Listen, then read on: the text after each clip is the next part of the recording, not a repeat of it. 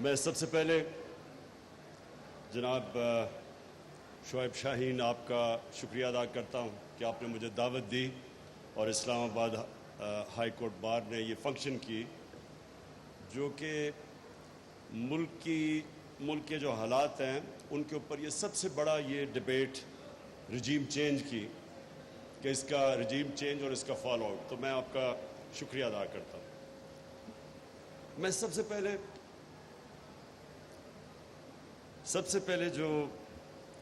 پہلے تو سارے اسپیکرز کا جو انہوں نے تبصرے کیے میں صرف اپریشیٹ کرنا چاہتا ہوں کہ سب نے مختصر پہلوؤں کے اوپر بات کی جو رجیم چینج کے ایفیکٹس آئے ہیں ملک میں۔ عمران ریاض نے بات کی کہ جس طرح میڈیا کے اوپر اب کسی بھی جمہوریت میں ایسا پریشر نہیں ڈالا گیا جو اس دور میں میڈیا کے اوپر پریشر ہے، اور اس کے بعد شعیب آپ نے شروع میں ہی جو پرابلمز بتا دیے کہ ہمیں ڈفرینٹ ایریاز میں کس طرح کے پرابلمز ہیں۔ دیکھیں، میں جو سب سے پہلے بات کرنا چاہتا ہوں وہ یہ کہ پاکستان کسی وجہ سے بنا تھا، اور اگر آپ اس کی پیچھے چلے جائیں پاکستان کے بننے کے تو اس کی جو سب سے بڑی وجہ کیا تھی؟ آزادی چاہتے تھے لوگ۔ علامہ اقبال کی جو ساری کوشش تھی کہ غلامی سے لوگوں کو آزاد کرے، ذہنی غلامی سے۔ قائد اعظم کا یہ کہا جاتا تھا کہ غلام ہندوستان میں ایک آزاد ذہن تھا، اور ان کی کوشش ساری جو سٹرگل تھی وہ یہ تھی کہ ہم اگر ہندوستان میں رہ گئے تو ہم آزاد نہیں ہوں گے۔ اور جو قائد اعظم کی خاص طور پہ ہمیں ان کی بریلینس کے اوپر سوچنا چاہیے کہ وہ تب یہ پریڈکٹ کر رہے تھے کہ ایک دن نریندر مودی کا ہندوستان بنے گا جدھر مسلمانوں کی کوئی حیثیت نہیں ہوگی۔ تو اس لیے پاکستان بنا تھا۔ تو یہ اس لیے نہیں بنا تھا کہ ہم ایک غلامی سے نکل کے دوسری غلامی میں آ جائیں۔ اور ہمیں یہ جو نعرہ تھا پاکستان کا مطلب کیا، لا الہ الا اللہ، یہ آزادی کا نعرہ ہے کہ جب آپ یہ دعویٰ کرتے ہیں کہ اللہ تیرے سوا کسی کے سامنے نہیں جھکیں گے تو یہ انسان کو آزاد کر دیتا ہے۔ لا الہ الا اللہ ہم اگر یہ دعویٰ کرتے ہیں اور اس میں مانتے ہیں، یہ ہمارا ایمان کا حصہ بن جاتا ہے، تو یہ ناممکن ہے کہ انسان کسی کی غلامی کرے اور قبول کرے۔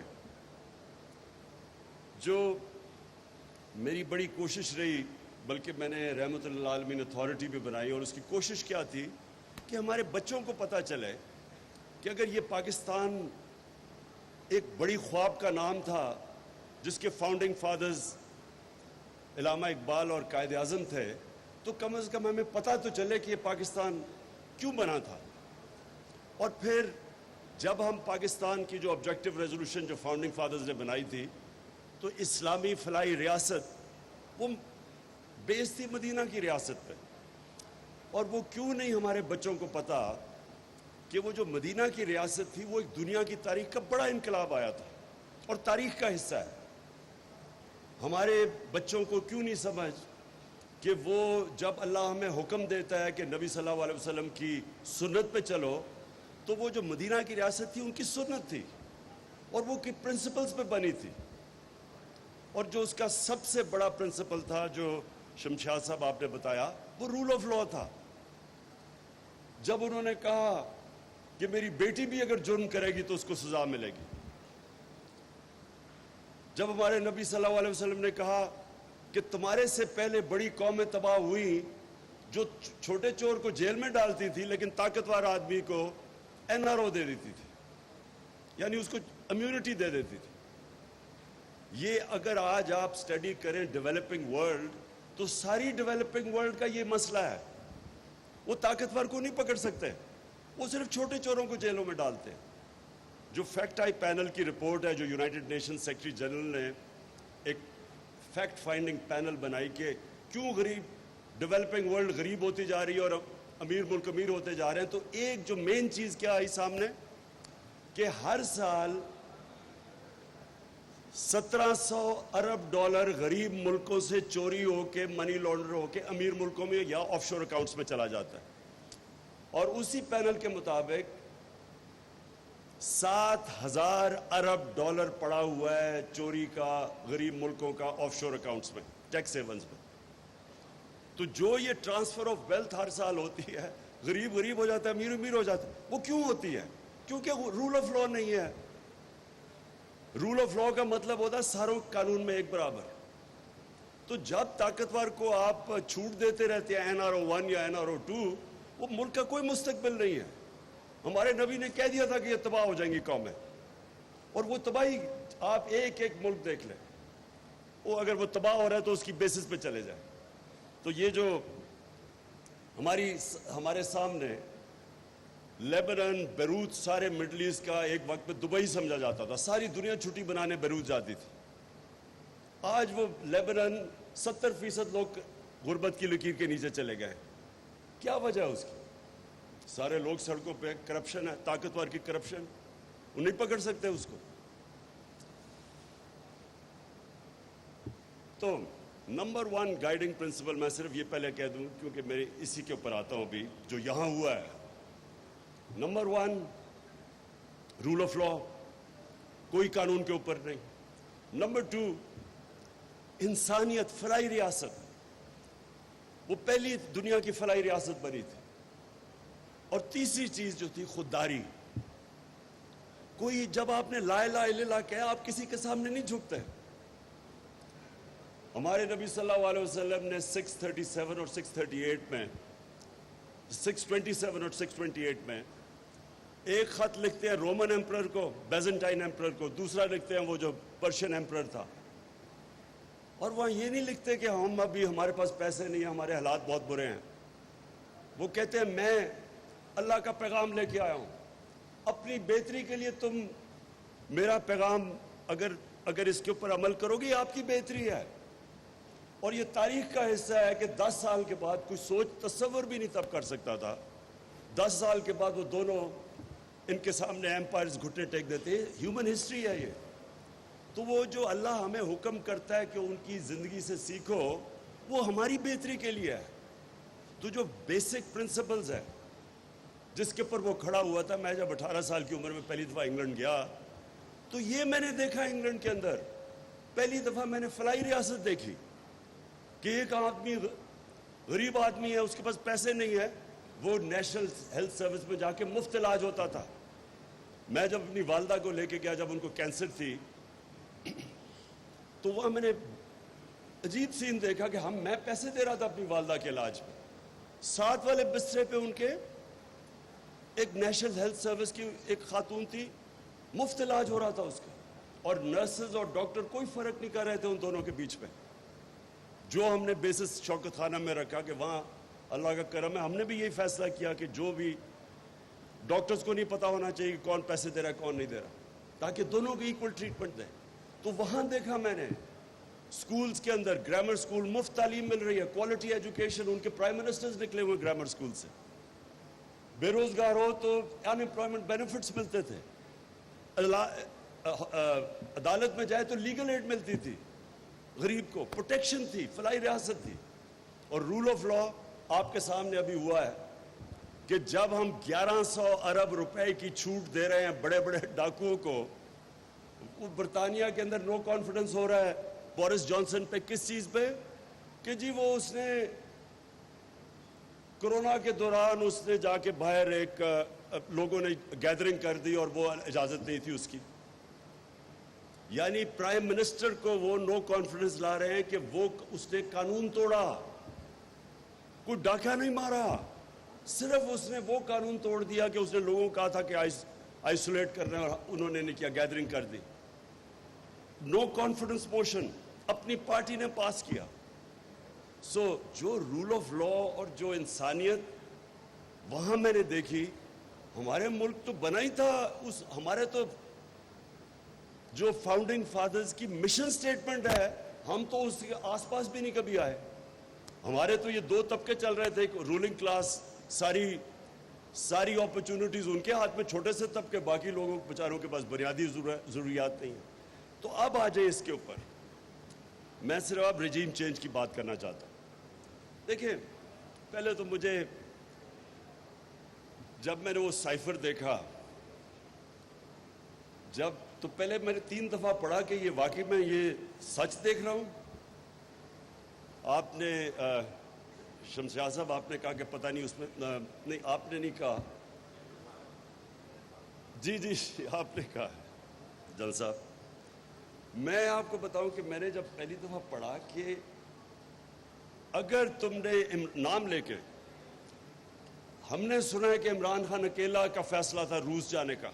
یہ ذرا سنیں, ہم نے سنا تھا کہ یہ عمران خان کا اکیلا فیصلہ تھا, اور وہ ایمبیسڈر کہہ رہے نہیں اس کا نہیں فیصلہ تھا, یہ انسٹیٹیوشنل فیصلہ تھا. وہ آگے سے یہ بتا رہا ہے, اور وہ پھر آگے سے کہتا ہے کہ اگر تم نے اچھا ابھی نو کانفیڈنس موشن ٹیبل نہیں ہوئی اسمبلی میں, وہ 1 دن کے بعد ہوئی ہے. وہ کہہ رہا ہے کہ اگر تم نے عمران خان کو نہ اس میں نو کانفیڈنس کے ذریعے اس کو فارغ نہ کیا تو بڑے کانسیکوینسز ہوں گے پاکستان کے لیے. اور پھر کہتا ہے اور اگر کامیاب ہو گئی تو all will be forgiven, معاف کر دیا جائے گا پاکستان. میری پہلی انسٹنکٹ, پہلے تو میں نے 3-4 دفعہ پڑھا کہ یہ میں واقعی صحیح پڑھ رہا ہوں. پہلا جو میں سوچ رہا تھا کہ کوئی اس طرح کی 22 کروڑ لوگوں کے الیکٹڈ نمائندگی کوئی ایسی توہین کر سکتا ہے؟ کسی کی جرت ہے کہ اس طرح کا خط کسی کو لکھ دے؟ اور ہمیں بعد میں کسی نے کہا جی وہ یا تو ایسے تو آتے رہتے ہیں مراسلے. کبھی کسی سیلف ریسپیکٹنگ ملک میں اس طرح کا مراسلہ نہیں آ سکتا. یہ ناممکن ہے کہ کسی الیکٹڈ پرائم منسٹر کو کوئی آگے کہے جی اس کو ہٹا دو. تو یہ کتنی توہین ہے ایک ملک کی. یعنی کس طرح کا ایک عام آفیسر کہہ رہا ہے کہ جی اس کو پرائم منسٹر کو ہٹا دو. تو مجھے دوسری حیرت ہوئی کہ میں پرائم منسٹر ہوں, وہ ایمبیسڈر ہے, فورن آفس میرے نیچے ہے, وہ کس کو حکم دے رہا ہے کہ اس کو ہٹا دو پرائم منسٹر کو؟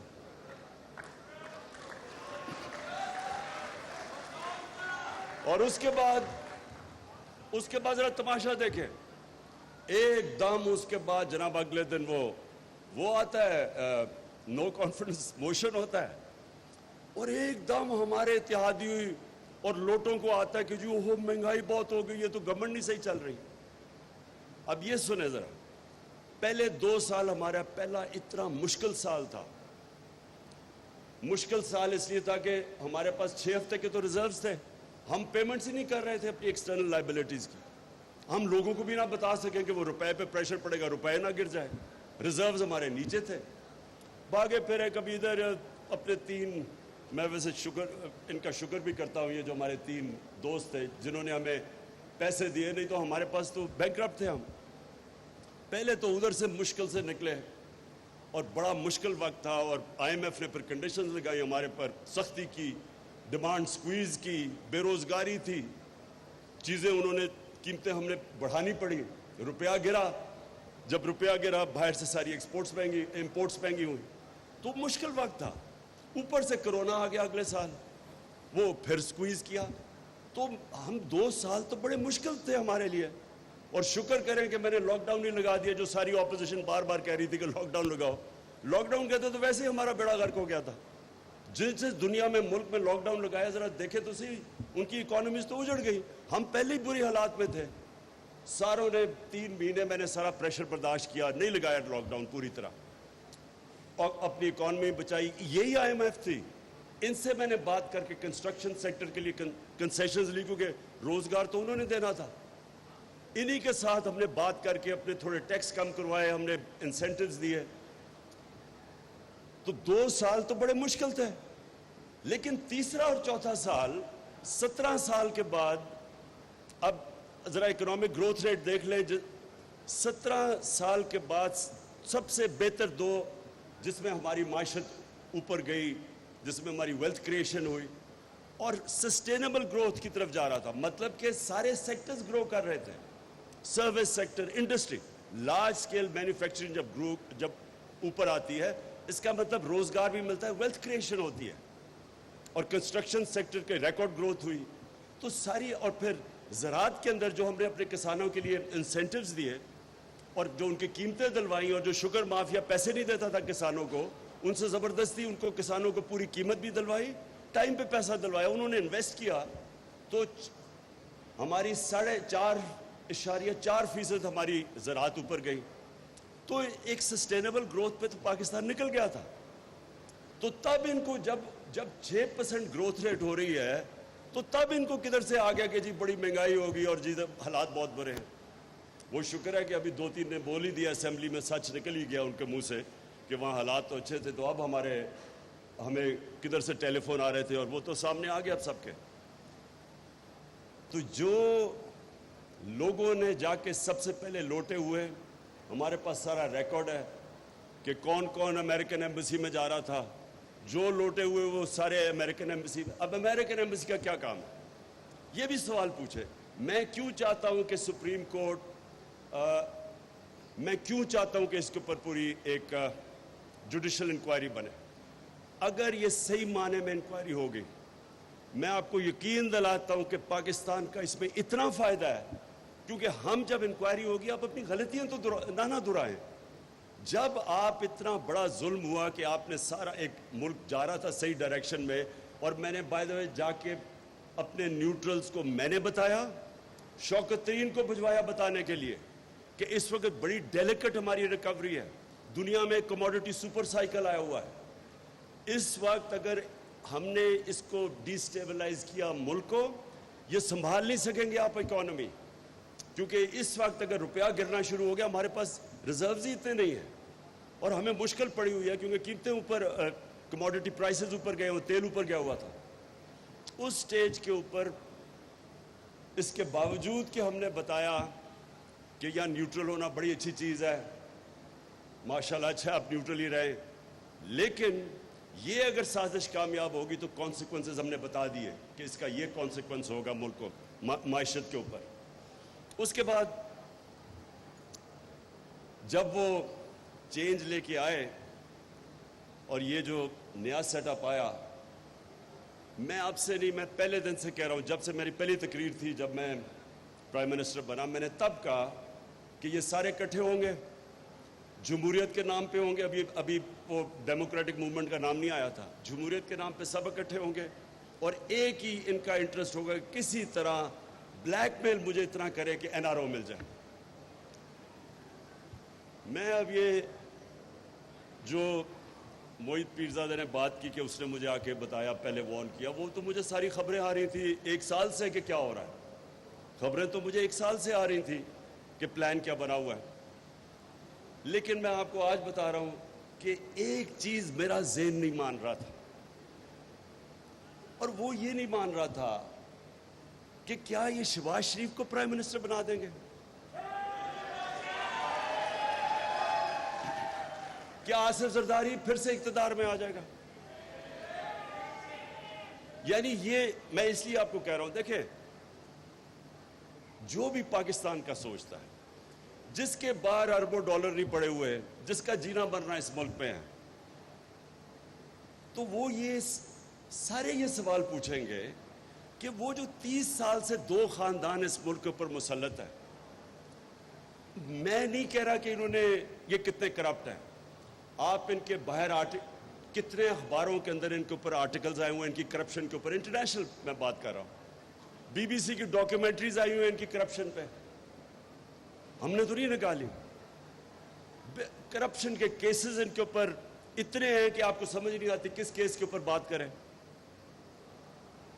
جو NRO-1 لیا انہوں نے, جو جنرل مشرف نے اتنا بڑا ظلم کیا اس ملک کے اوپر, میں نے سب سے زیادہ شور مچایا اس کے اوپر کہ وہ سرے محل جو آصف زرداری بار بار کہتا تھا کہ یہ ہمارا نہیں ہے, اور یہ انہوں نے کنٹیسٹ بھی کیس نہیں کیا جب پاکستانی گورنمنٹ نے انگلینڈ میں کیس کیا, وہ بیکیا اس کے پیسے پاکستان کو آنے تھے, $60 ملین پڑے ہوئے تھے سوئٹزرلینڈ میں, وہ پورا کیس میچور ہو گیا تھا, وہ پیسے پاکستان کو آنے تھے,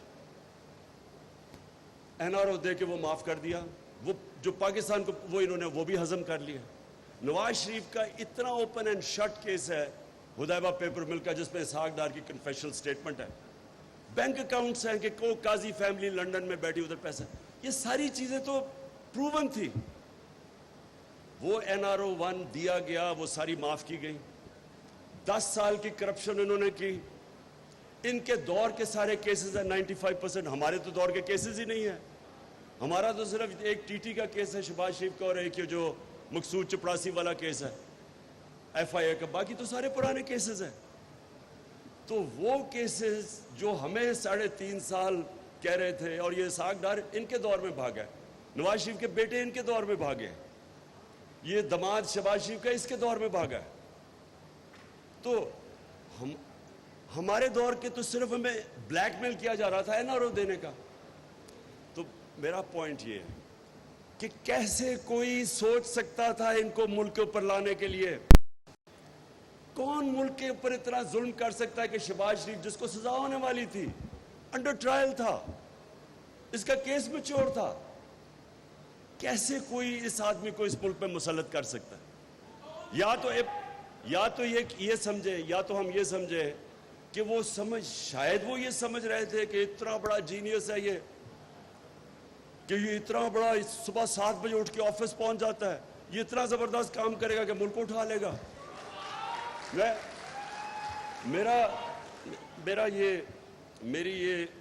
یہ تھوڑا شک ہونا شروع ہو گیا کہ وہ جو 50 ارب روپیہ شہباز شریف نے اشتہاروں پہ خرچ کیا تھا، جو ساری ڈیولپمنٹ اشتہاروں میں تھی، وہ شاید اس سے سمجھ گئے ہوں اشتہار میں اتنی ڈیولپمنٹ تھی. شاید وہ اس غلط فہمی میں تھے کہ یہ ایک دم ملک ٹرن راؤنڈ کر دے گا.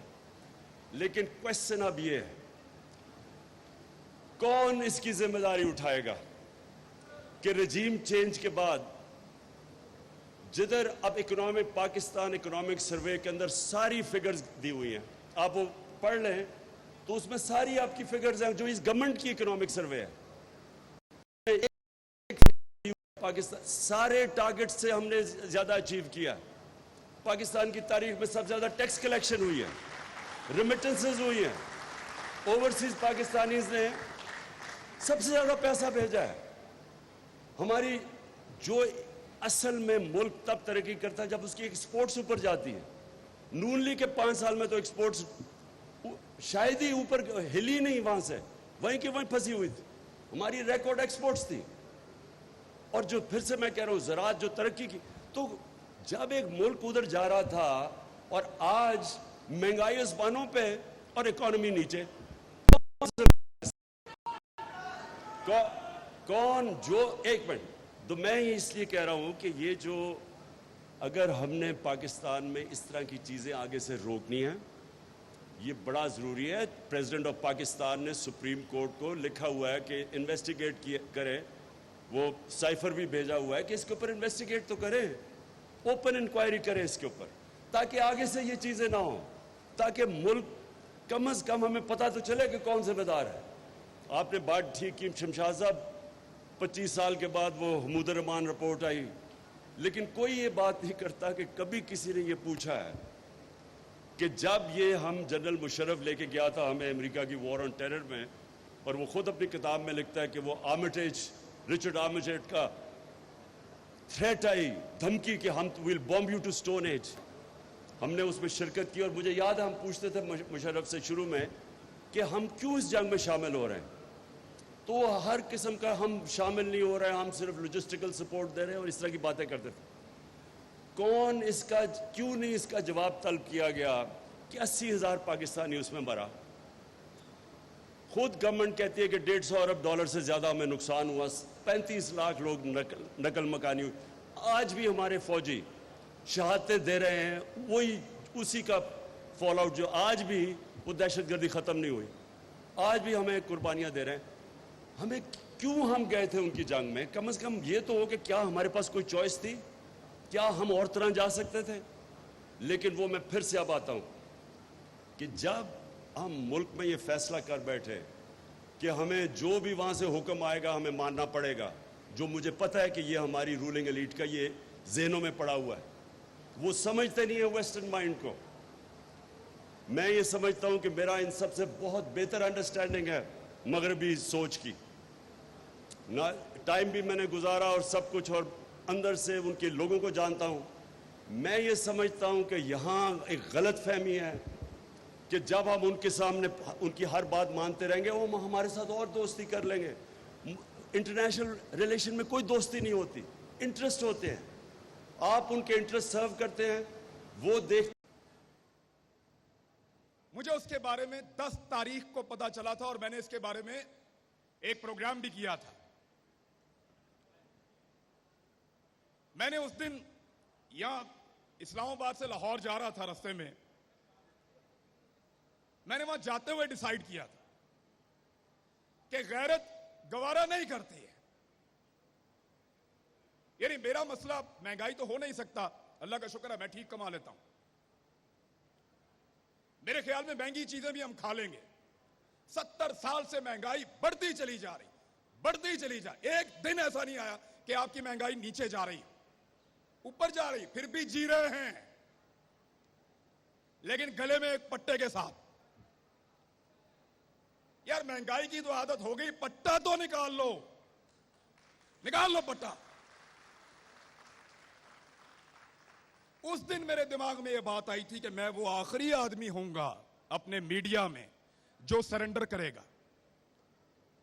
मुझे लगा कि बतौर पाकिस्तानी यह नहीं हो सकता कि बाहर से एक आदमी बैठे या एक मुल्क वो फैसला करे कि मेरे मुल्क में कौन हुकूमत करेगा और कौन नहीं करेगा। नहीं हो सकता। आप फैसला करेंगे, आप फैसला करेंगे, मैं करूंगा, मेरा मुल्क है, मैं। वहां से कोई बैठ के फैसला नहीं करेगा। तो मेरी गैरत तो गवारा नहीं करती ना, मेरा दिल नहीं मानता। खान साहब, हमारे घरों में जिनका दिल नहीं मानता ना, उनके घरों में बिजली के बिलों से ज्यादा एफआईआर टांगी हुई हैं इस वक्त। वो समी इब्राहिम, 1 दर्जन एफआईआर इधर हैं, अरशद शरीफ, साबिर शाकिर, दर्जनों के हिसाब से एफआईआर दे रहे हैं, लेकिन फिर भी दिल नहीं मानता। और एफआईआर देते हैं गद्दारी की, बगावत की। गद्दार हूं मैं? आपको मैं बागी लगता हूं? मैं बागी हूं और गद्दार हूं तो आप सारे भी गद्दार हैं जो मुझे सुनने के लिए यहां बैठे हैं। बुलाओ कोई पंचायत, कोई जिरगा बुलाओ, बिठाओ पहाड़ों से लेकर नीचे तक अपने सारे लोगों को और पूछो कि हम गलत बात कर रहे हैं। आज प्राइमरी का बच्चा सवाल पूछता है, प्राइमरी का बच्चा। बाहर निकल के देखो, इंसानों का वजूद सवाल बना हुआ है। देखो इनको 22 करोड़ सवाल आपके सामने खड़े हैं, 2 जवाब। यही कहा था मैंने 2 दिन पहले, मेरे ऊपर जवाब देने के बजाय 6 पर्चे हो गए एक रात के अंदर। लेकिन जवाब तो देना पड़ेगा, जवाब मांगेंगे, जवाब लेंगे। हम इनसे पूछेंगे कि तुमने कहा था ये सारे चोर हैं, तुमने कहा था ये सारे डाकू हैं, तुमने मुझे सबूत दिए थे, मुझे वीडियोस दिखाई थी, मैं गवाहूं, मुझे इनकी इन्वेस्टिगेशंस की वीडियो दिखाई है।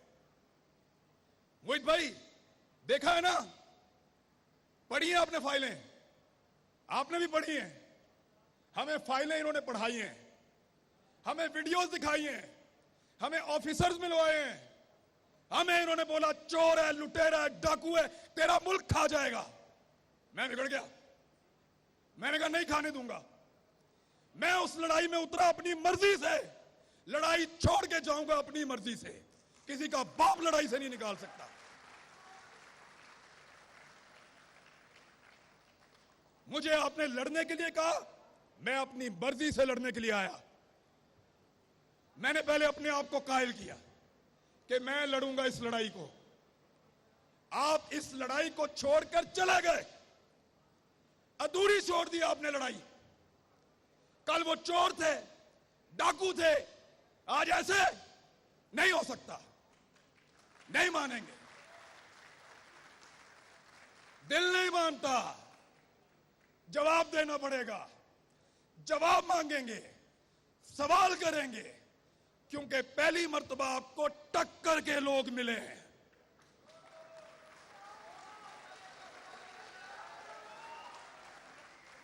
आपको टक्कर के लोग मिले हैं। ये पहाड़ों से उतर के नहीं आए,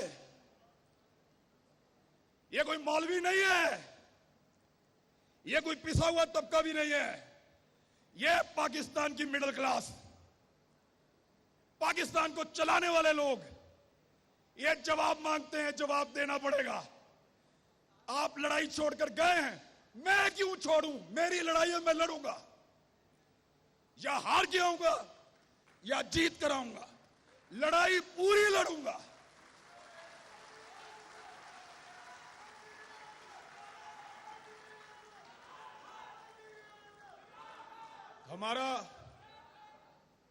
हमारा सिलेबस ही मुकम्मल नहीं हो रहा। 70 साल हमें पढ़ाया कि ये ऐसे है, अल्लाह अल्लाह करके नालायक लोग हैं हमने अल्लाह अल्लाह करके वो सबक याद किया और सिलेबस बदल दिए। अब कहते हैं ऐसे नहीं है, वो ऐसे है। यार कोई एक सिलेबस बना दो, एक करिकुलम रख लो, इस मुल्क का, मुल्क चल जाए। हर थोड़े अरसे के बाद आप कोई चैप्टर नया शामिल कर देते हैं।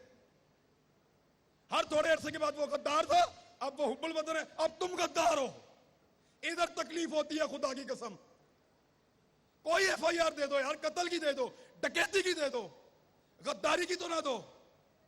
गद्दारी की FIR, गद्दार हैं हम, बोलो गद्दार हैं।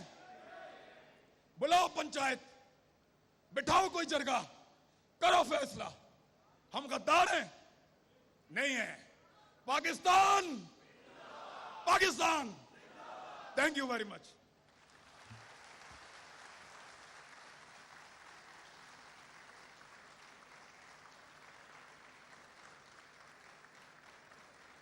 अब हम अपने प्रोग्राम को आगे बढ़ाते हुए और PTI का कि मुझे ये मौका मिला, सिर्फ 5 मिनट मैं लूँगा।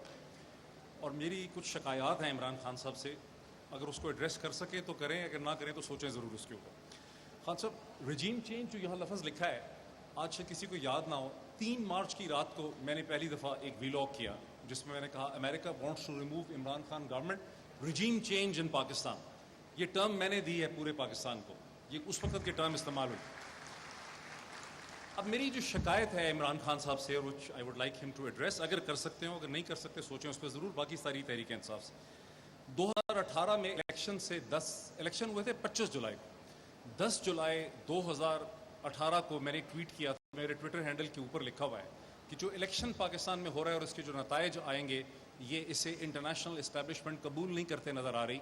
बिकॉज 100 से ज़्यादा अखबार जो थे मैंने उस वक्त देखे पूरी दुनिया के, भारत के, अमेरिका के और हिंदुस्तान के और इंग्लैंड के, जिनमें क्लियरली डिसअप्रूवल था कि जो पॉलिटिकल चेंज आ रही है, जहां पाकिस्तान की मिलिट्री इस्टेब्लिशमेंट को एक पॉपुलर पॉलिटिकल कवर मिल रहा था, ये चीज़ अनएक्सेप्टेबल थी इंडियन एंड वेस्टर्न इस्टेब्लिशमेंट को।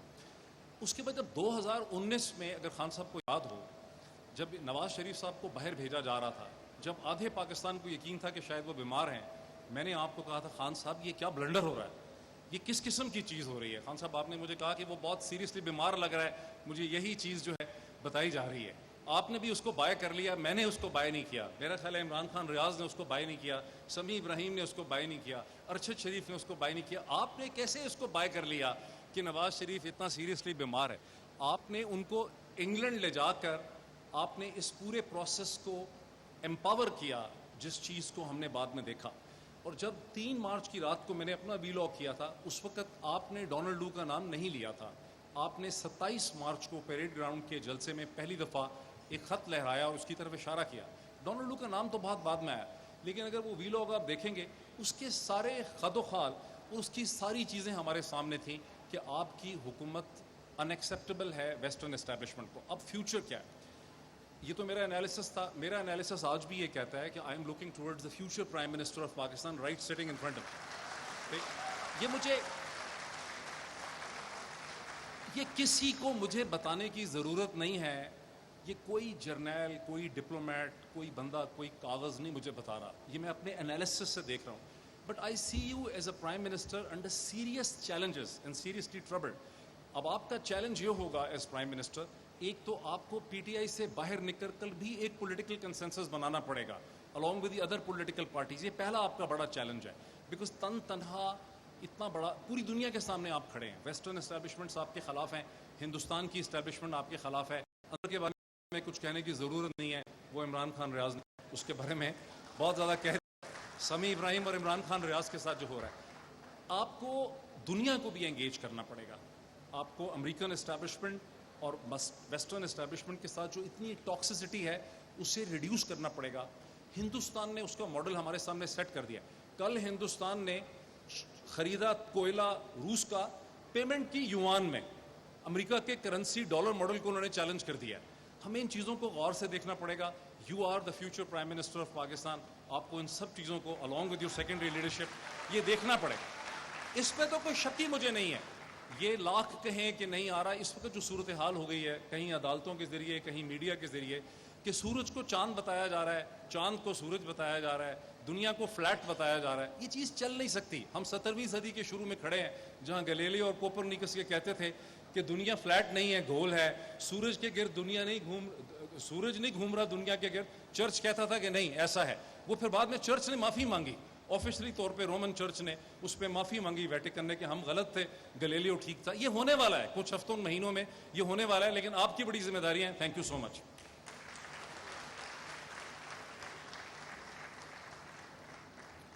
اب ہم اپنے اگلے مقرر جناب ایاز امیر صاحب کو. صاحب صدر، خواتین و حضرات، امریکہ تو دور ہے, کچھ فاصلے پہ ہے, لیکن جہاں سے بہت کچھ ہوا وہ تو جگہ یہاں اسلام آباد سے نزدیک ہے.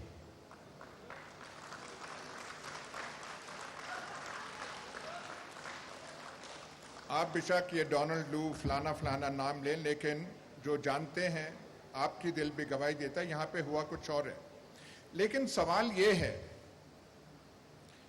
ڈیموکریٹک گورنمنٹ ہو یا نان ڈیموکریٹک گورنمنٹ ہو, ایک آدمی اس کے گرد 2-3 آدمی اور ہوں اور کسی وجہ سے کسی بنا سے کوئی ذہن میں سوچ ہو, ذہن میں خلل ہو, اور وہ 2-3 انسان, اس سے زیادہ نہیں, فیصلہ کر لیں کہ ہم نے پاکستان کے ساتھ یہ کرنا ہے, اور وہ پھر سارا کوریوگراف کریں, آرکسٹریٹ کریں. یہ جو جس کا آپ نام دے رہے ہیں ریجیم چینج, یہ شہباز شریف, آصف زرداری, مولانا فضل الرحمان نے نہیں کی. یہ اعلی کار ہیں, ان کو استعمال کیا گیا. یہ ولنگ پارٹنرز ہیں, ایکسیسریز ہیں, ولنگ ایکسیسریز ہیں, کرنے والے اور ہیں. پوچھنا یہ بنتا ہے کہ انہوں نے ایسا کیوں کیا, ان کے ذہن میں کیا خیال تھا, کون سی ان کو ایمرجنسی آ گئی کہ ہم نے کرنا ہے. اب یہاں پہ آپ پاکستان کا ماحول تو آپ دیکھ لیں. یہ جو ہم کہتے ہیں کہ اسلامی دنیا کی واحد ایٹمی طاقت, ہاتھ میں ہم نے وہ تسبیاں وہ لہرائی ہوتی ہیں ہر دفعہ, کبھی ریاست اس کی بات کرتے ہیں. اس کی حالت ہماری یہ ہے کہ جو یہاں فیصلہ کرنے والے ہوتے ہیں ان کے ذہنوں میں ایسے خیال آتے ہیں کہ یہ جو بیٹھا ہوا ہے اس کا خیال ہے کہ فوج کا سربراہ شاید فلانے کو بنانا ہے, اور وہ فلانا بن جائے گا تو پھر یہ جو ہے ایسی حکومت بنائیں گے جس سے سارا نظام تبدیل ہو جائے گا. یہ ایک فاشسٹ حکومت بنانا چاہتے ہیں. آپ سول سروس کے ٹاپ لیول کے, اور جو میں کہہ رہا تھا 20 میل دور بیٹھے ہوئے ہیں, ان سے آپ صرف یہ کہہ دیں کہ فاشزم کو 6 لائنوں میں ڈیفائن کر دیں, وہ نہیں ڈیفائن کر سکیں گے.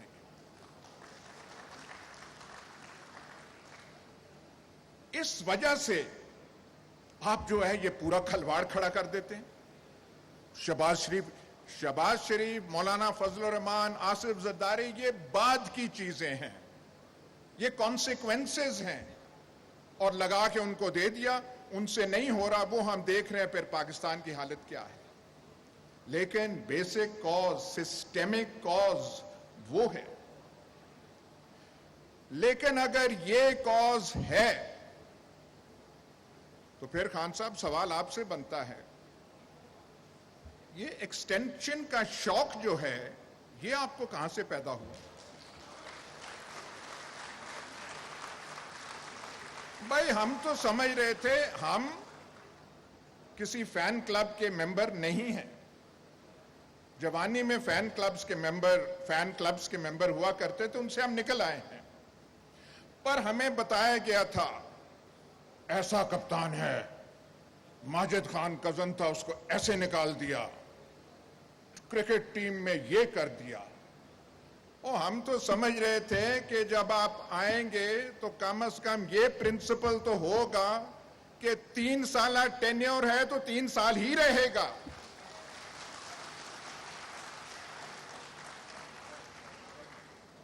वहां पे बातें हमें आई जी कि कंफर्टेबल है उनके साथ बहुत, चलें जी कंफर्टेबल है, इन्होंने कर दिया।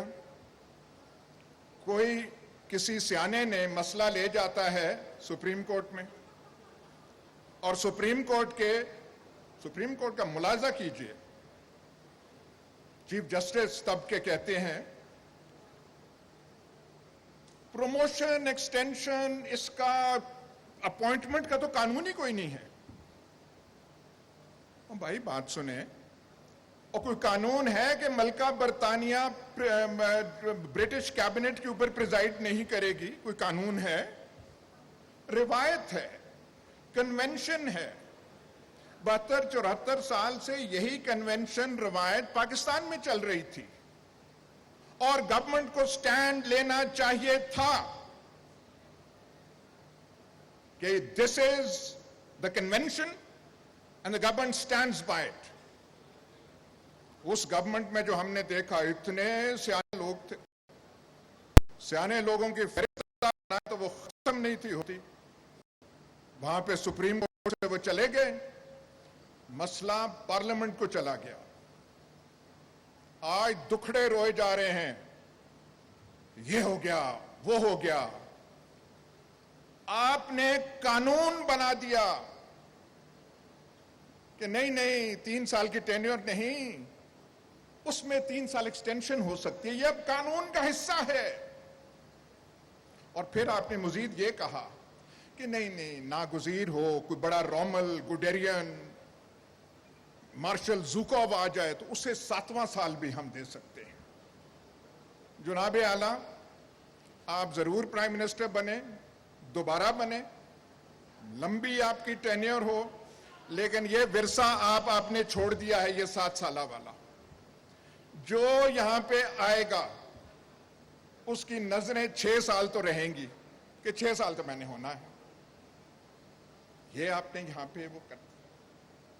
और फिर एक और चीज, ये जो सारा हुआ बात,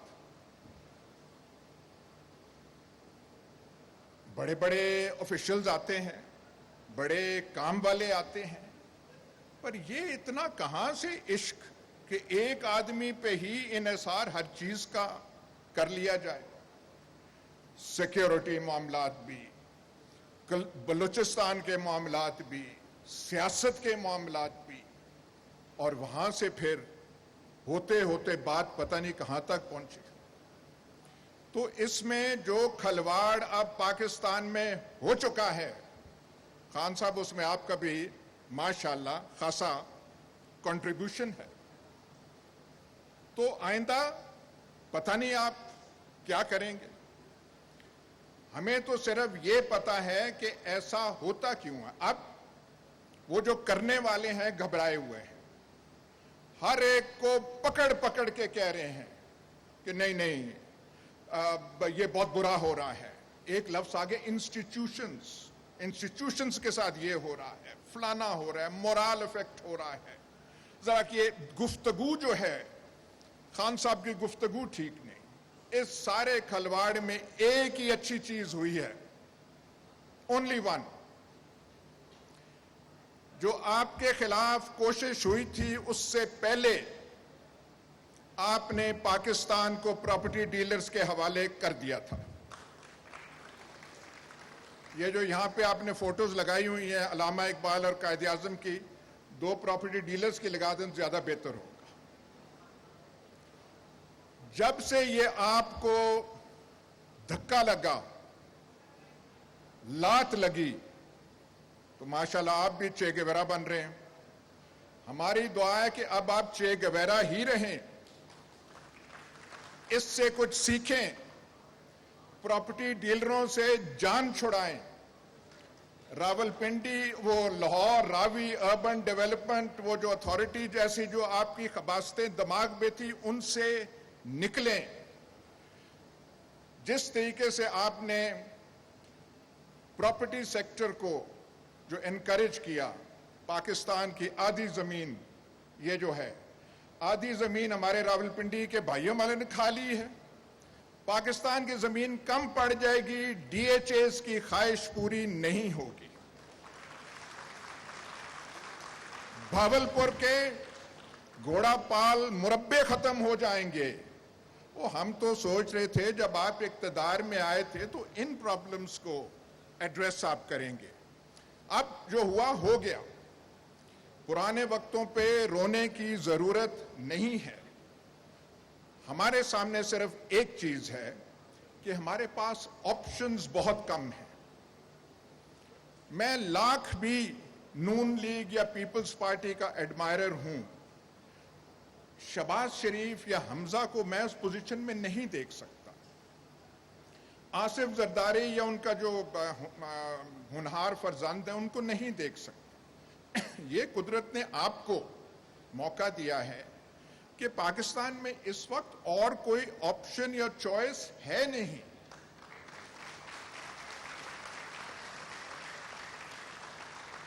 اس لیے جو صحیح بات ہے اس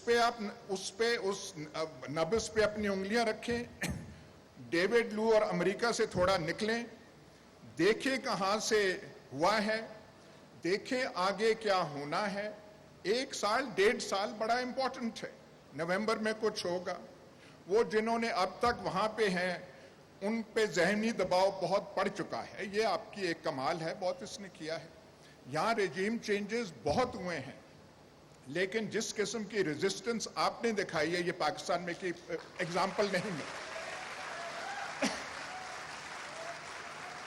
جو آپ مڈل کلاسز کو باقیوں کو لے کر آئے ہیں، لیکن صرف یہ جو ہے یہ اشاروں پر ہواؤں کی باتوں میں نہ کریں، تھوڑی زیادہ ٹھوس ہونی چاہیے باتیں۔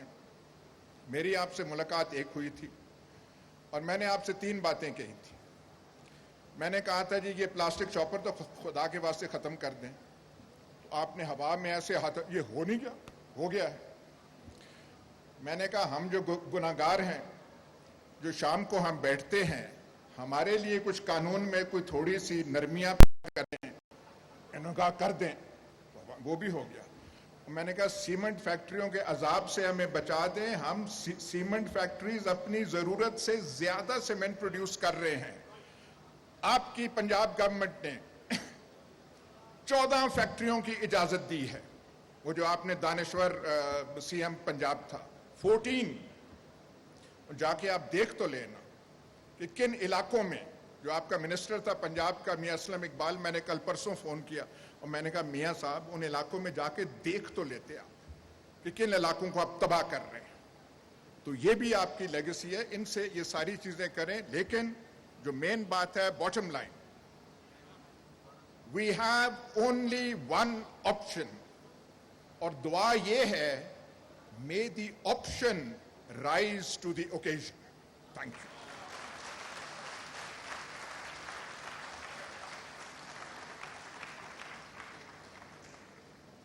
اب ہمارے اگلے مقرر جناب شمشاد احمد خان صاحب سے